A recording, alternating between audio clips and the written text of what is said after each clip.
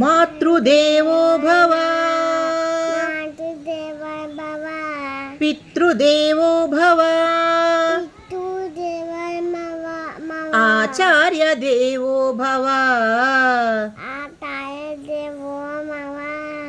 ఇలాంటి విషయాల్ని ప్రతిరోజు కూడా స్నానమైన తర్వాత పిల్లలకి చెప్పండి. తల్లి మీద, తండ్రి మీద, గురువు మీద, వీళ్ళు ముగ్గురి మీద భక్తి లేనప్పుడు, భయం లేనప్పుడు వాళ్ళు భవిష్యత్తులో ఎవరు నిద్రిస్తారండి? ముందుగా పిల్లలకి భయభక్తులు నేర్పించండి, సంస్కారం నేర్పించండి. చదువు తనంతట తనే వస్తుంది. ఇప్పుడు మనం ఉన్న కాలంలో సమాజంలో పిల్లలకి అసలు రెస్పెక్ట్ అనే పదానికి అర్థం కూడా తెలియకుండా పెరుగుతున్నారు. ఎందుకు? ప్రతి తల్లిదండ్రులకి 1 లేదా 2 పిల్లలు, దాంతో అతి గారాభంగా పిల్లల్ని పెంచడము, అమితమైన ప్రేమ చూపించడము, వారి పట్ల ఎంత అంటే అధికంగా ప్రేమిస్తున్నారన్నమాట.